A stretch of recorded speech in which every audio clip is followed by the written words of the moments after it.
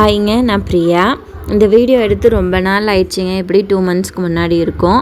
பொள்ளாச்சியில் ஒரு வேலை இருந்ததுங்க. பொள்ளாச்சி போயிட்டு அப்படியே ஆலியார் டேம் போகலான்னு சொல்லிட்டு போயிருந்தோம். லட்சிதாக்கு ஜோஷ்னிக்கும் லீவு தான், அதனால் அவங்களையும் கூட்டிகிட்டு போயிருந்தோங்க. ஆலியார் டேம்குள்ளேயே பார்க் இருக்குதுங்க. உள்ளுக்குள்ளேயே ப்ளே ஏரியாஸ் நிறையா இருக்குது. இந்த மாதிரி தூரியெல்லாம் இருக்குது. ஆனால் ஒவ்வொன்றுக்கும் பே பண்ணி தாங்க நம்ம விளையாடுற மாதிரி இருக்கும்.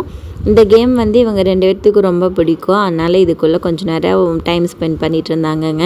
அதுக்கப்புறம் விளையாடி முடிச்சுட்டு மேலே ஸ்டெப்ஸில் ஏறி போனால் மேலே டேமை ஃபுல்லாக பார்க்கலாம் அப்படின்னு சொன்னாங்கங்க. அதனால் மேலே ஸ்டெப்ஸ் ஏறி போனோம். லட்சிதா கூட நடக்க மாட்டான்னு நினச்சேங்க. ஆனால் அவளே ஃபுல்லாக நடந்து வந்துட்டா. ஆனால் நம்மளால தான் ஏற முடியல. மேலே போனாங்க, தண்ணியே இல்லைங்க. டேம் ஃபுல்லாக வறண்டு போய் கிடக்குது. பயங்கரமான வெயில். ஆனால் அந்த வெயிலுக்குமே அந்த டேமை பார்க்குறதுக்கு அவ்வளோ அழகாக இருந்ததுங்க. மதியானம் எப்படியும் ஒரு மணி இருக்கும் பாருங்கள். சுத்தமாகவே தண்ணி இல்லை. ஆனால் பார்க்குறதுக்கு கிளைமேட்டு ரொம்ப சில்லுன்னு இருக்கிற மாதிரி இருக்குது. ஆனால் செம்ம வெயில். டேம்லேயும் ஃபுல்லாக சுற்றி பார்த்துட்டு எங்கேயுமே நடக்கலைங்க. ஏன்னா வெயில் பயங்கரமாக இருந்தது அப்போவே.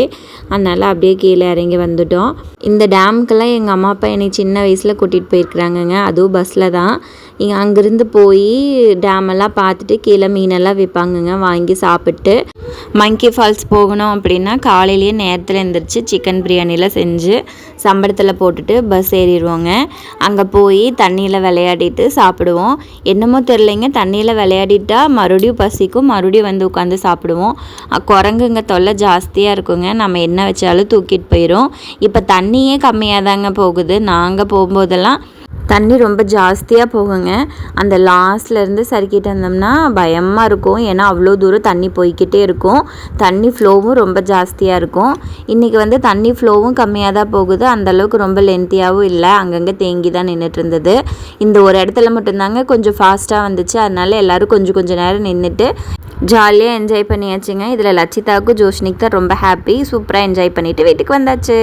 இனி நமக்கு எக்ஸாம் லீவ் விட்டுட்டாங்கங்க. நீங்கள்லாம் எங்கெங்கே போகிறதுக்கு பிளான் பண்ணியிருக்கீங்கன்னு மறக்காமல் கமெண்ட் பண்ணுங்கள். நாங்கள் இன்னும் எங்கேயும் போகிறதுக்கு பிளான் பண்ணலைங்க. பாய்ங்க, நெக்ஸ்ட் வீடியோவில் பார்க்கலாம்.